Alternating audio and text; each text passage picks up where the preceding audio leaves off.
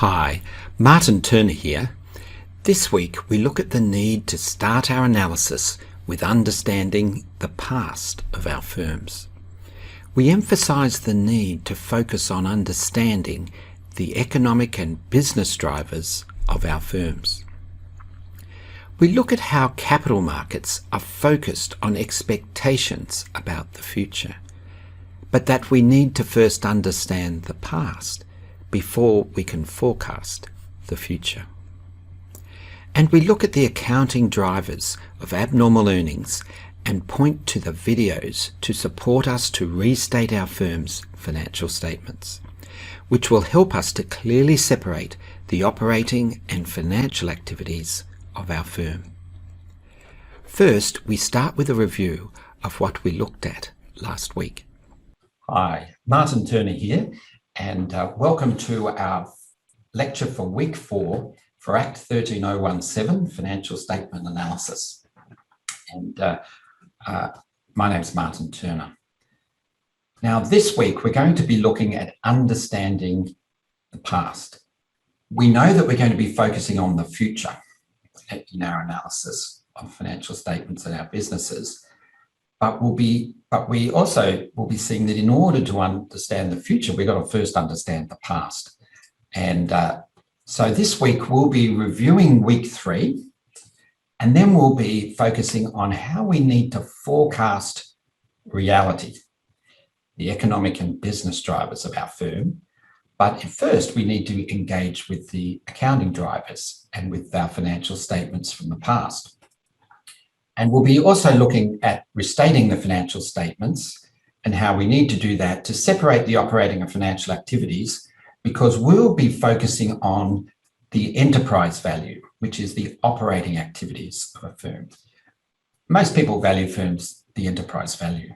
And the accounts, increasingly, particularly over the last decade or so, the financial statements are more and more separating the operating and financial activities of firms and making it clearer. And certainly analysts and so forth would like them to do more, to keep going on that trend, and I expect it will continue. But there's still a few tasks we have to do just to make sure they're clearly separated, and so that we'll be focusing on the enterprise. Both the discounted cash flows focus on the enterprise values, the economic profit framework. At first, we're looking at abnormal earnings, which is the whole company, but then we'll be focusing fairly quickly in the next few weeks on abnormal operating income, which again is the operating activities.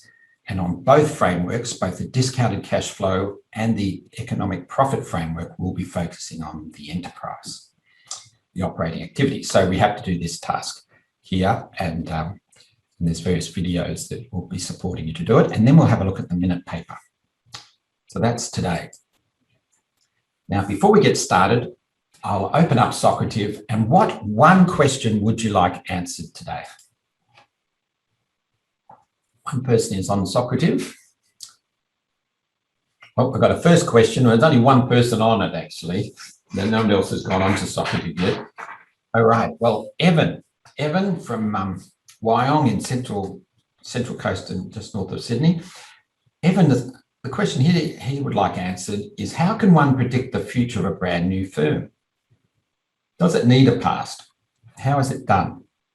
That's right. Some firms are new and or early stage, and so they don't have a past. And they might also have management who are new, who've never really done anything. So how do you know what's going to happen? And this is right. It's very hard to predict the future for businesses that are new or for businesses that are going to undergo a huge amount of change. It's much easier to predict businesses like Ryman Healthcare that have predictable, growing long-term cash flows, and their business model is predictable. They're sticking to it over time, where the past can really help us to make some judgments about the future. But of course, with businesses chopping and changing their strategy, moving around different industries, it becomes harder, and particularly for startups or new businesses. In my private equity days, we also invested, we we had a fund to invest in early stage investments. Most of the money went into mid-market management buyouts, which are established businesses with management teams that have established track records. So that was my game, was the management buyouts. But we also did some early stage investments. And so I found that very difficult because you didn't know whether you were talking with crazy people, how do I know whether they're going to be any good or not? And how will I forecast the future? So that's right. So it is difficult to do fundamental analysis on a brand new firm because it has no past, and particularly the management have no past. But the way we did it was that we would be looking at that whatever the industry segment was on, we'd be looking at the market opportunities there. We'd be looking at players who might have been in it, say in other markets, particularly the US, and the business might be seeking to develop that in an existing market in New Zealand. And for example, one of my the second private equity investment I made in New Zealand was a company called Dressmart, and they were developing factory outlet centres in New Zealand. And that was a new concept. They'd started one in New Zealand and in Auckland, and it had been successful. So they demonstrated their capacity to do it. It was just, a reasonably early stage of that development. And they had taken an established idea out of the US. Factory outlet centres were a big growth area in retail. This is back in the 1990s, late 1990s. For the previous 20 years, they'd been growing at 25% per year. And that was the big growth segment in the retail market at that time in the US. So they were bringing an established concept into a new market. They were the first ones, and they'd already started to do it a bit and showed that they could implement. So that was so that's how you sort of develop a degree of confidence about some of the forecasts. And so we funded them into being able to go into Wellington and Christchurch, and we also actually went into the Gold Coast as well. That's right. Later on, for a little while, that didn't work out so well. And so, but in New Zealand, they were able to get in first and establish the concept, and it worked in New Zealand just like it did in the US. So that's they're the sort of judgments you can make on firms that are a bit early stage. But of course, we're looking at established businesses and looking at the past to help us make some judgments of the future. But with your firms, unlike Ryman Healthcare has a very significant track record, and it's sticking to its strategy each year. And it's the nature of its business, and we'll be looking at some aspects of Ryman Healthcare's business, which is what makes it attractive, made it attractive to me in the first place, in terms of its predictability of future cash flows. And if you can get a business that has predictable, growing future cash flows, that's one, the methods we're using are very suited to that. And it's also the sort of businesses I like, And so did that answer your question, Evan? Oh, that was excellent, Martin.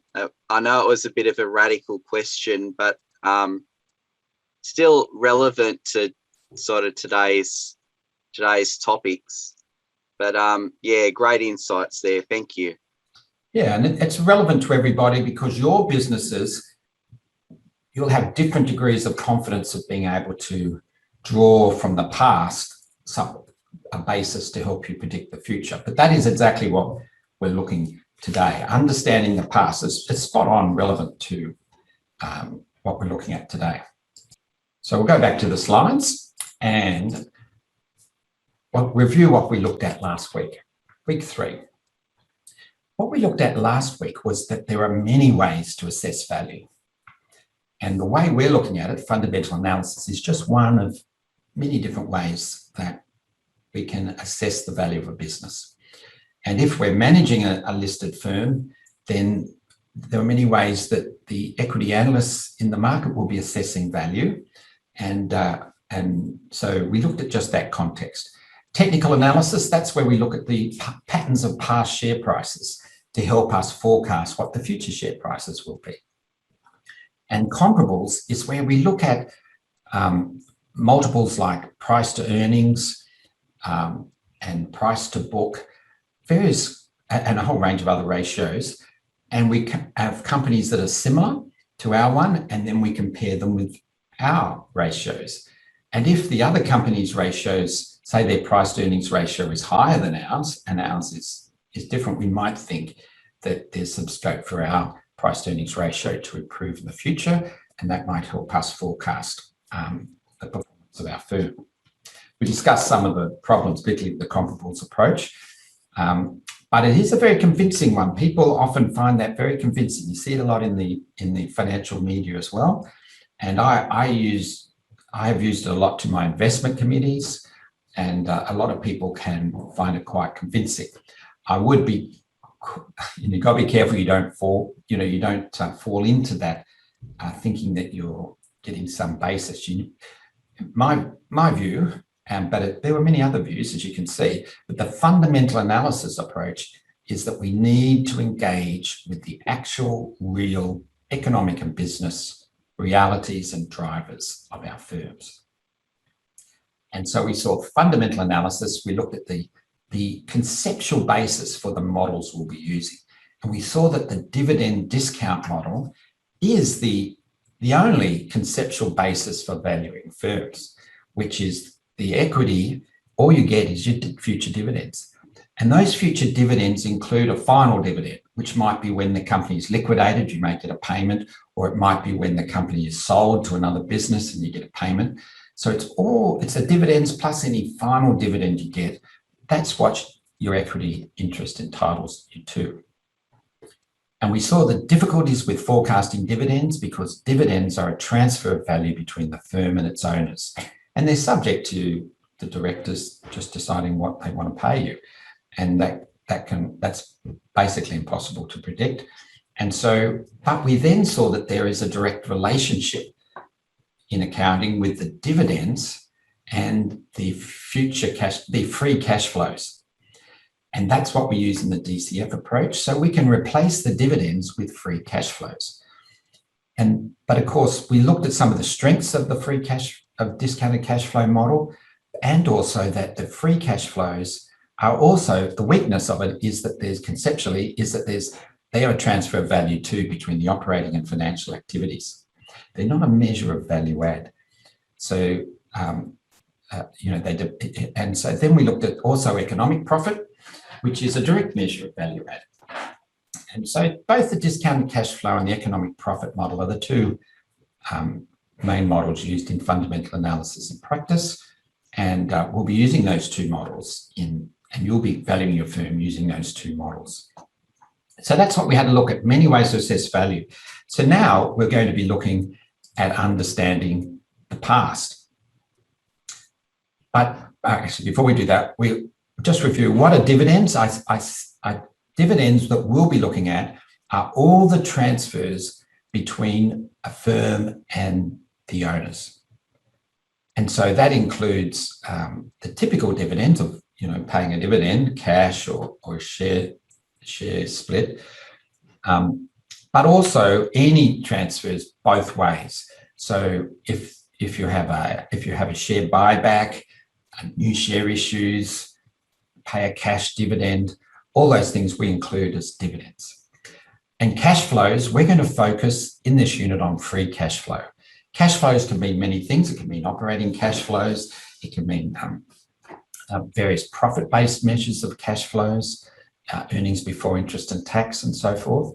But we'll be focusing, when we talk about cash flows in this unit, it will be free cash flows. And free cash flows are the operating income, which is the operating cash flow coming out of the operating activities, and also the capital investment, the cash flows that we invest back into the operating activities. The free cash flows is the operating income minus the change in net operating assets, which is the capital investment back into the business. And we also looked at what are abnormal earnings. Abnormal earnings are the accounting earnings over and above the cost of capital. And abnormal earnings, we'll be looking at the model a bit more, but we'll be also moving in a few weeks from looking at the at the earnings of the business to looking at the operating earnings. So, but at this stage, we're sticking to abnormal earnings, and we'll talk about that in a minute. Now, a key point we made last week was that we can't stick to the financial statements. What we'd like, it would be so good if we could, but if we could just look at the past financial statements, perhaps calculate a few ratios and say this ratio is looking like that's going to predict good performance in the future. Like that allows us to predict future earnings of the firm, future ratios of the firm in the financial statements. If we could do that, life would be so much easier. But with the advent of, and of course, there's plenty of people who think they can. And certainly in the past there were, and there still are, people say, they just talk about the accounting ratios and accounting numbers and then make judgments about the future accounting figures. But there's no evidence that anyone can do that. And there've been a lot of studies since the 60s with computers coming in, and they go back into the past of all these listed companies everywhere in the world, particularly the US, and have a look to see if any of the ratios were a good predictor of the future performance. And they've found no relationships. And so they've exhausted all that, those sort of studies a long time ago. So there are no relationships that allow you to predict that, except there is some predictive power of predicting corporate failure. So what we have to do is and this is a key skill in accounting anyway, and that's where you can strengthen your skills in this area with this unit, is we need to go from the financial statements into the economic realities of our business, the economic and business realities. As much as we can focus on the numbers, and as much as we might like to do that, we have to engage with the real business. And owners and managers of business are not concerned about the accounting numbers. They're concerned about the business. So it's what the accounting numbers can tell us about the business. And we need to be good at that if we're in accounting, if we're going to be accountants or in management. So you'll get great chances to strengthen your skills in being able to do that. And once we've connected the past financial statements to the past economic and business realities of our firm, and I'll be showing you doing that with Ryman Healthcare in the coming weeks, we then need to forecast those economic and business realities for our firm into the future. For example, one of the drivers of value of Ryman Healthcare are residential property values in the areas around their retirement villages. So that's one of the key drivers. We've got to be able to forecast residential property values. And so we forecast those plus others for Ryman's, and then we connect them back to the financial statements of the future. And that's how we're going to come up with our forecasts towards the end of the term for our firm. We have to get into the messy and difficult real world of our firms. So what we're focusing on here is the past, how we can move from the financial statements to the real business. And our frameworks, the DCF and economic profit frameworks, help us to know what to focus on. As most of us found when we started in first year, you have your first look at financial statements for many people, the first look, and they don't know what to focus on. There's lots of fancy pictures, there's all sorts of words, there's a whole lot of numbers in the financial statements. What do we focus on? There's so much stuff. They go on for hundreds of pages quite often. Well, our models help us to focus on the key accounting drivers for our firm that are adding the key accounting drivers that are driving the free cash flow and the economic profit that we'll be using in our models in the past. So that will help us to get focus. We need to be able to focus on what's driving value. And then as we focus on these key accounting drivers, for some of us, it'll be a very natural process. And for others, you'll find that you'll need to struggle with it for a little while. But as we focus on the accounting drivers, we then ask ourselves, well, what's causing the profit margin, or the asset turnover of Ryman Healthcare, or the sales growth, or the net operating assets, the change in net operating assets, what's causing those accounting drivers to change or to be what they are in the business? And we need to have spent time early at the past few weeks understanding what our business does, what markets it's in, understanding its strategy. So for those who've spent a bit of time on that, you'll find that this will be a much easier and often a fairly natural process. But if you haven't spent much time on figuring out what your firm actually does, what its strategy is, and you sort of skimmed over it a bit, you're going to have to go back and do that, because otherwise you're not going to be able to connect to what's really driving your business. And coming up with some sort of convincing sorts of views. So that's what we'll be focusing on here. And this is a key accounting skill. Employers, everybody who employs accountants, employing graduates, owning accountants at any level, this is what you want. You want them to be able to connect the accounts to what's going on in the business. And that you'll be able to develop your skills on this. And this is our focus here. And there's this great video, Connect to Reality.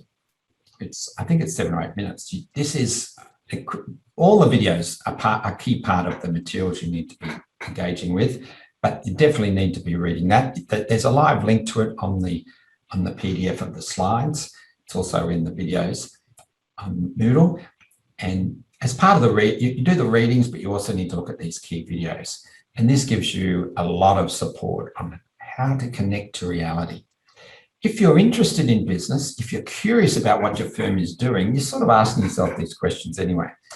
Yeah, if you're not that interested in business, perhaps, then you're sort of maybe not that curious.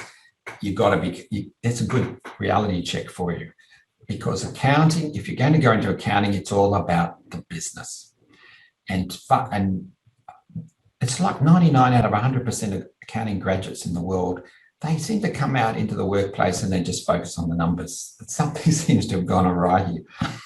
And, that's not going to take you too far. But if you want to make good progress in your career, you've obviously got to be good at this. Now, the Sydney fish markets been being redeveloped or threatening to be redeveloped for quite a while.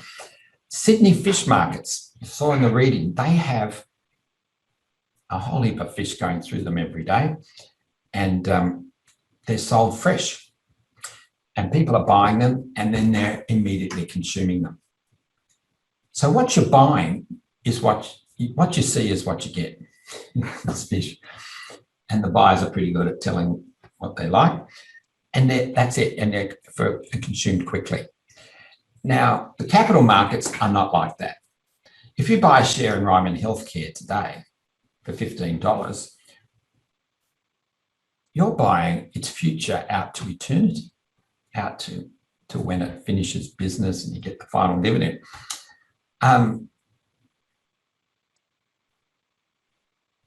So you've got to engage with that future. You can't, it's not just the current.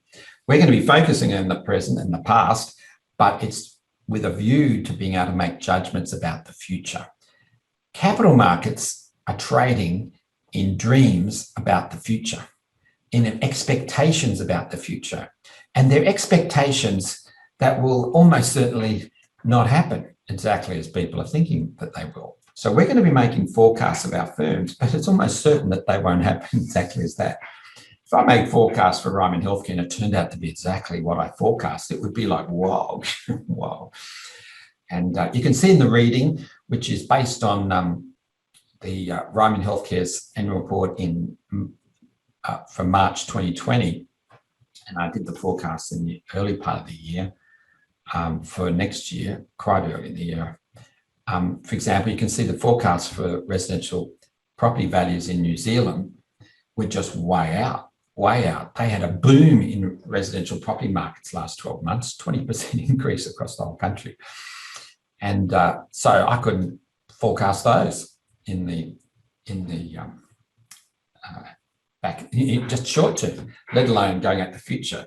So I sort of left that in, even though I've updated the model, because you keep updating these things as you go. But it shows you that we've got to be focused on the future. It's not like a fish market where we can just look at what we see is what we get. That's not how it is with businesses. Machiavelli, whoever wishes to foresee the future must consult the past. Machiavelli, around 1500, so 500 years ago. And that's what we're doing here at this point. We're consulting the past, but we're only doing it. The only reason we're consulting the past, it's not because we're going to get rich consulting the past or find out.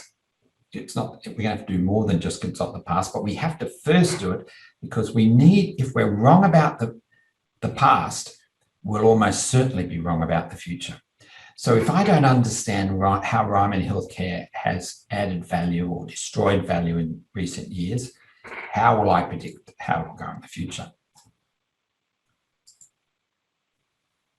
So this is our focus.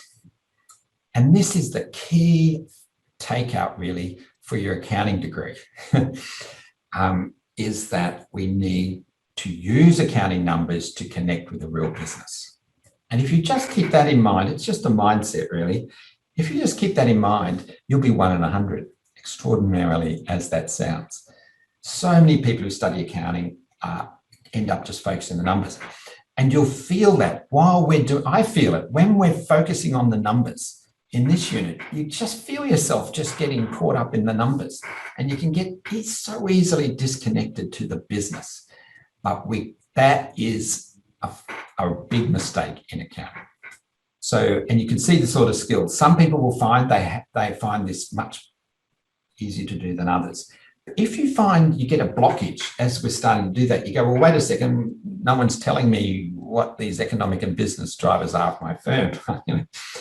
Where are they? If you're feeling like that, then you're going to get the most out of this unit, really, because if you can overcome that and develop some skills, which you should have been doing through your degree, but if you can develop them now before you go out, you will, this unit will have really paid off for you. And a lot of it's just a mindset. And of course, you can get better at it as you understand, if you're going and working for a particular business, you'll understand the business more and more over time, but you'll see it as important. You'll put effort into it. And if you find you're not curious about the business and you're just not interested in business, then wait a second, maybe you need to be getting into something else, because all the business disciplines, accounting and all the others, are focused on the business. And it could be a not-for-profit, it could be a government department, it could be a whole lot of things. But if you're not focused on it, you're not interested in what's actually going on, then you're possibly not in the right area, So that's our focus, understanding the past. Are you wondering how to use your firm's financial statements to connect to the reality of what is really going on in your firm? This video will show you what it takes to do this, technical skills and judgments. To analyse our firm's financial statements, we first need to understand its business, what it does, its products and services, and its strategy in its business environment. And we need to go deep into key figures in the financial statements, focusing on the key accounting drivers for our firms, and then its economic and business drivers, making sense of these figures so we have the basis for predicting the future for our firms. This will require both technical skills and judgments.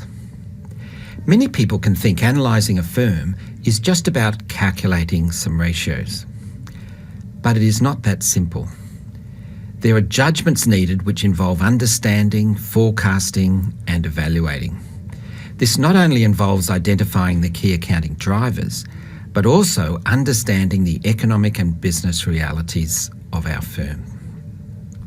We cannot simply look at our past financial statements, for example by calculating certain ratios, and think we can then simply predict our firm's future financial statements or ratios.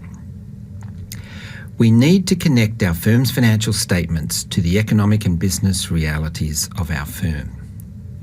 It is these economic and business realities that we need to forecast and then carefully connect to our firm's future financial statements and then to the value of our firm. We need to focus on connecting our firm's past financial statements to the economic and business realities of our firm. To do this, we need to focus our analysis on the key accounting drivers of our firm and how these connect to the realities of our firm. But how do we do this with our firm? One past student asked, what does it take to intelligently connect a firm's financial statements to its economic and business realities? Is it simply analysing and evaluating the firm's financial statements of the past and present, along with a great understanding of the economy and what factors affect the firm? Or is it more than that? And we need to ask questions. One student asked, what kind of questions would a person who is intelligently and effectively analysing financial statements consider or ask? Is it consideration of interest rates, exchange rates, the economic trend cycle, what competitors are doing, what related parties are doing, digging up what adds value? Or is it more than this? If so, what considerations are examined? What are the most important considerations? Are there any that stand for any firm, regardless of size or industry? Is it essential, necessary to consider international trends? And you will also have the chance to review what you have learnt, and perhaps not learnt, in your degree so far, as you seek to apply what you have learnt to an analysis of your firm. I know I got very frustrated with my inability to actively and efficiently use accounting concepts and tools that I have been taught while at uni when trying to restate my firm's financial statements. I ended up relearning quite a lot of things and roping my boyfriend into explaining how to practically apply my knowledge. It's one thing to learn about something and another thing entirely to apply knowledge.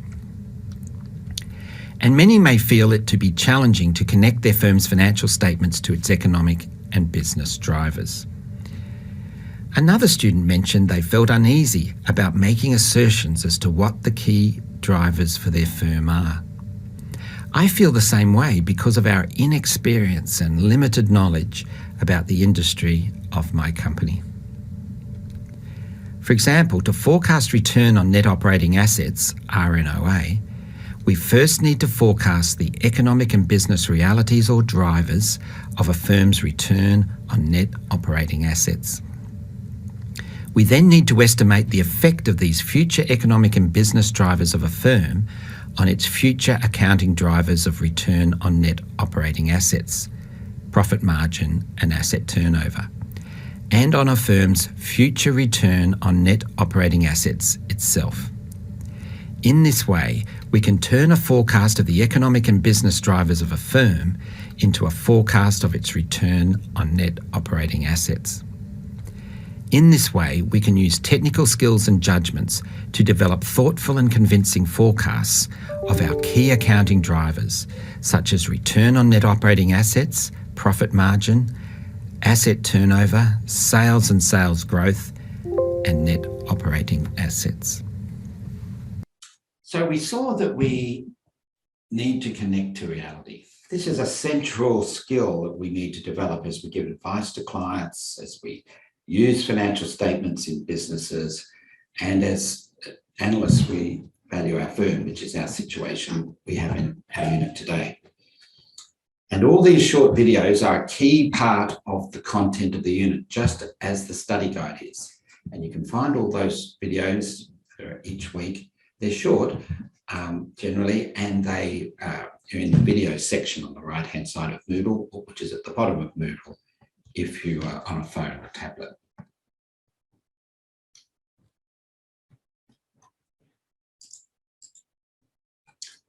So we have drivers of the financial statements. These are the accounting drivers. So with Ryman Healthcare, it has a strong return on net operating assets, which is driven by a high profit margin. It's also growing its net operating assets very strongly. So there were various drivers of sales growth, a lot of certain drivers of our financial statements. And there's also the drivers of the economic and business realities. So we have the accounting drivers and the economic and business drivers. So the high profit margins of Ryman Healthcare are in part driven by the residential property values in the area. And what a key is, we need to understand the connections between the accounting drivers. For example, the high profit margins of Ryman Healthcare. We need to understand the connections between the accounting drivers and the economic and business drivers, such as residential house prices. So the larger margins are driven, so there'll be other factors as well. You can see it in the study guide. It's understanding those connections between the accounting drivers of our firm and the economic and business drivers. That's the point. That's where the magic happens. So we have drivers of our financial statements, and we have abnormal earnings. We're going to shift to abnormal operating income soon, but we're sticking to our accounting measure of value add to equity investors. And this is in the accounts. And so the abnormal earnings and also abnormal operating income, when we get to it, that's the earnings over and above the cost of capital. They're an accounting measure of value add to equity investors. And abnormal earnings equals return on equity minus ROE minus 1, the cost of capital, or times book value of equity. Now, the economic profit framework, this is the economic profit framework where we look at abnormal earnings or abnormal operating income in a little while. And so we're looking at direct accounting measures of value add. And so we break down abnormal earnings into return on equity, cost of capital, and the book value of equity. They're the three accounting drivers of our abnormal earnings. And in Ryman Healthcare's case, its return on equity is 24.9%. ROE, its cost of equity capital, is 9.4%. Its book value, current book value in its latest annual report, 2021, $2,829.2 million. And the year before, its opening book value, the closing book value in 2020, was $2,301 million. Ryman Healthcare's book value of equity went up by over $500 million in that year. So Ryman Healthcare is a strongly growing company, and its book value of equity is growing strongly.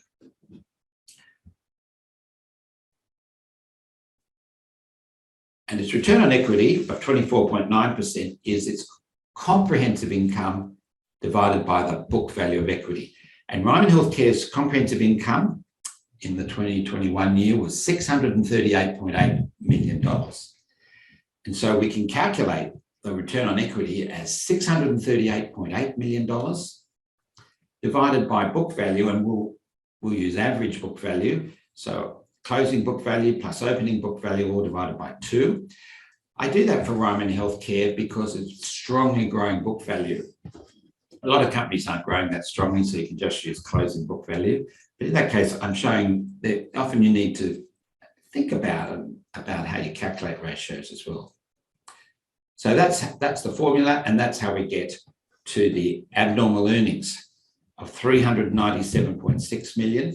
The return on equity, 24.9%, minus ROE minus 1, which is 9.4%, cost of equity capital, all times average book value.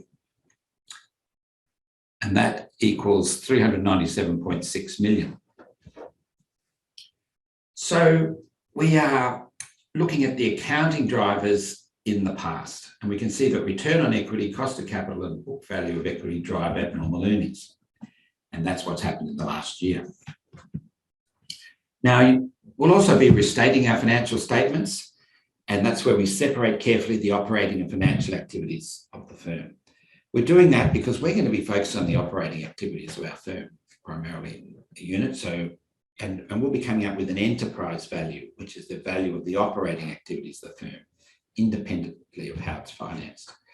So how to restate, look at Maria's wonderful videos on the balance sheet, how to restate the balance sheet, how to restate the income statement, and entering financial statements, and some tips on that.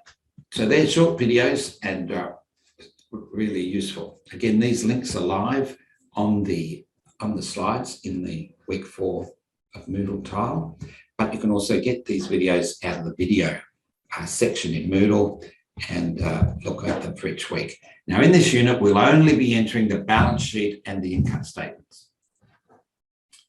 And your company like Ryman's might have 2 income statements. It has an income statement, a statement of comprehensive income, or it might have combined it all into one comprehensive statement of income.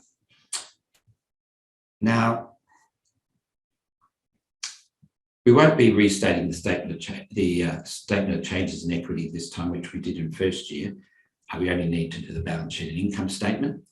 And in first year, we restated this. We looked at the statement of changes in equity as well, because it really helped you to see how the financial statements are interconnected. So to do the restatement, you need to know the difference between operating and financial, the O and the F. This is the view of the firm, how I view firms, and it's a very powerful way that many people view a firm. It views the firm as having separate operating and financial activities. The NOA, net operating assets, that's the operating activities. NFA, net financial assets, which for many firms are net financial obligations because they have more debt than financial assets. But however it is, so it's operating and financial. The operating side, customers give us operating revenue. They buy things from us. Suppliers, they're our operating expenses. We buy things from them. And that's the operating activity side. And on the financial side, financial activity side, we have interactions with the equity investors, D, that's dividends and share buybacks and new share issues and so on. And then also our interactions with debt investors, paying interest, increasing loans, paying back loans. And the interaction between the financial and operating activities is with the C and the I. The C is the cash flow from operations. It can go either way. You might have negative cash flow from operations. Business might be using our cash, or its operations may be spitting out a lot of cash. Like Ryman's Healthcare's it's producing a lot of cash flow from operations. But then you've got I, which is the capital investment in the net operating assets. So if you're growing your net operating assets, cash will be coming from the financial activities to the net operating assets. Or if you're selling down and reducing your net operating assets, it would flow cash to your financial activities. So that's a chart. There's another version of the chart that Rebecca Kirkpatrick did when she was studying first year accounting and doing financial activities. She threshed it out a bit. Again, it has the operating and net operating assets and net financial assets on each side. And so there's the operating activities on the left, the financial activities on the right. And then the middle bit, those arrows, are the transfers between net operating assets and net financial assets. So on the left-hand side, we have customers and operating revenue, the OR. So Rebecca's sort of written out a lot of the bit of the jargon, a bit of the letters. And then the operating expenses is our payments to suppliers. And operating income, OI, is operating revenue minus operating expenses. And then on the other side, Rebecca has the debt investors and the equity investors. We pay dividends, share issues, share buybacks to equity investors, and we have net interest payments through payment and issue of debt with debt investors. And then in the middle, we've got these arrows, cash flow from operations C, aka operating income after tax, OA. So the cash flow of operations, we're looking at operating income after tax, OI. And that if that's positive, then that's cash flowing from the operating activities to financial activities. If it's negative, it's going the other way. And then the net cash investment in net operating assets, I, that's the I, aka change in net operating assets. So that's if it's increasing. If we increase our net operating assets, like Ryman Healthcare is doing a lot of every year, then cash will move from the net financial assets to the net operating assets, from financial to operating activities. And if we're selling down some of our net operating assets, then that would go the other way, from operating activities to financial activities. So those transfers between net operating assets and net financial assets, our free cash flow, can be seen as operating income minus change in net operating assets. All right, so what was the most important thing you learned today, and what questions still remain unanswered? So, Najla Franci, what one question would you like answered today? This was your question at the beginning. I still cannot understand how leverage helps with analysing financial statements. How does leverage help with analysing financial statements? We have the leverage still in it in terms of we're looking at abnormal earnings, which is the earnings after financial activity. But when we go to abnormal operating income, it will just be the operating income. We won't be looking, we're looking at the operating activities only. I think you're asking how not looking at leverage can help with analysing financial statements. And if that's what you're asking, it's simplification. There's so much to look at with a firm. Think of the time when you first looked at your firm's first annual report, and you just looked at it all and thought, wow, and there's all this other information we can look at with firms too. How do you make any sense of it? There's just so much. What do you look at? What do you focus on? And our models, our frameworks, the key thing they do to help us is show us what we need to focus on in terms of identifying where value might be being added or destroyed by our firm. Now, leverage, if we think that the financial activities, whether we have a lot of leverage or a little bit of leverage, a lot of borrowings or a little bit of borrowings, if we think that it doesn't matter to value creation, that we just need to look at the operating activities, then if we include leverage, if we include all the financial activities, then we've just got a whole lot of extra stuff to look at. But if we exclude it, it helps us focus on where we think value is being added. Did that answer your question at all, Najla, or did you want to ask something more? Sort of, because you know what, Martin, when I read in chapter 4 about the leverage, there was like lots of information. It's just going through all these equations and how we do to see how the leverage is working with the analyzing the financial statement. To be honest, I got a bit lost with I see. Yeah, confused with all that section of the study. Yeah, you see, with the profitability and the efficiency, I could make sense. Like, it was like a bit easy, like, to understand how these two can be a drive for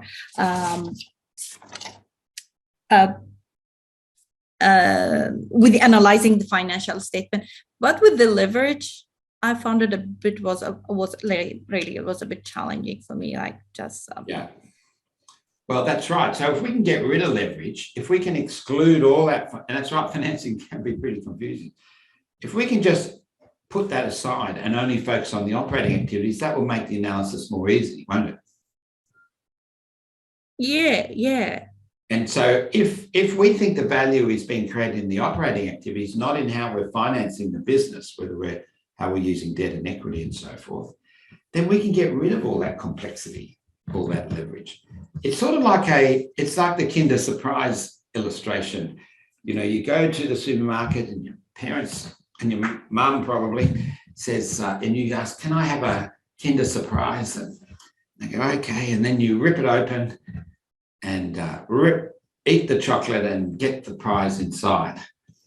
And it's like that, is that if we ignoring the financial activities is like not having the chocolate around the toy. You get straight to the toy and we don't need to worry about all that chocolate. You might like chocolate actually, so that mightn't be such a good thing. But that idea of, we're trying to find the important things in the business, the value creation, the toy, and we've got this chocolate around it, that's the company, that's the financial activities. And if we can ignore them, which is where we're going to go in over the next few weeks, that simplifies our analysis enormously. So I think you might have a sense of that, Najla, because you can see how confusing it is once we've got the financing activities there.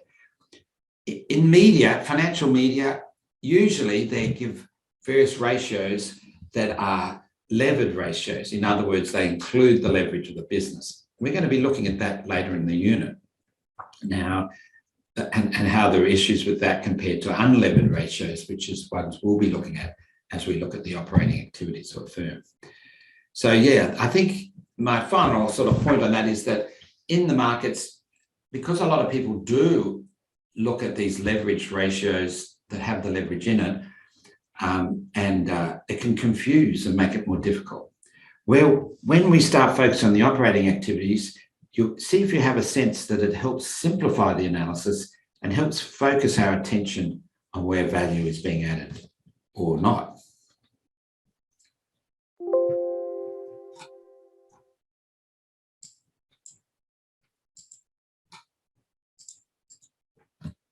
And Najla asked how to calculate return on equity. Now, return on equity is comprehensive income. No, Martin, this is not my question. That's Not the question. the most important things you learned today. That was how to Yeah, the most important thing. You learned how to calculate return on equity, and we'll be moving to return on net operating assets as well. Yeah. Oh, sorry, yeah. So that's good, isn't it? So it's you'll get experience at calculating these various ratios like return on equity, and we'll be switching to return on net operating assets. And you can also see that in calculating ratios, there can be some complexities in calculating them. Do we use average? I used average.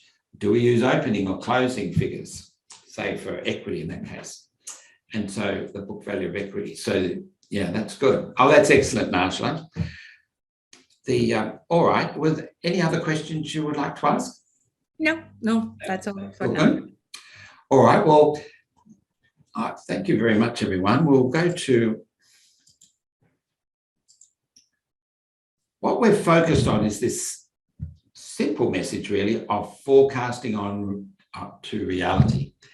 A big danger of studying accounting and being an accountant and looking at numbers, I know it myself, you'll feel it in this unit while we're looking at numbers. And many of us like looking at numbers.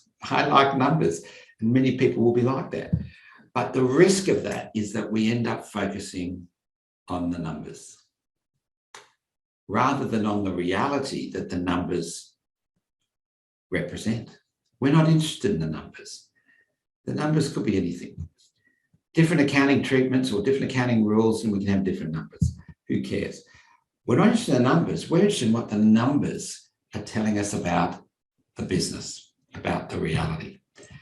And so we need to get ourselves out of that world of just looking at the numbers to the world of using the numbers to connect to the business. Some people find that an easy transition. Others find it very, very difficult. And we need to leave that safe world of the numbers and into the messy world of shades of grey of the reality. If you find it difficult to start moving from the numbers to what they're telling us about the business, then think about whether you've spent enough time considering your firm's strategy and understanding what your firm does and doesn't do. We need to get a bit of a grip on that in order for then us to be able to see how the numbers are helping us get the business. And then we just had a look at restating financial statements. I pointed you to those short videos of Maria, where she takes you through, and you can just do the restatement while watching the video. Some people find the restatements just very straightforward now because you've done them before, and you can quickly decide what's O and F. Just put an O and an F next to each item, and then move things around a little bit, and you can set them up.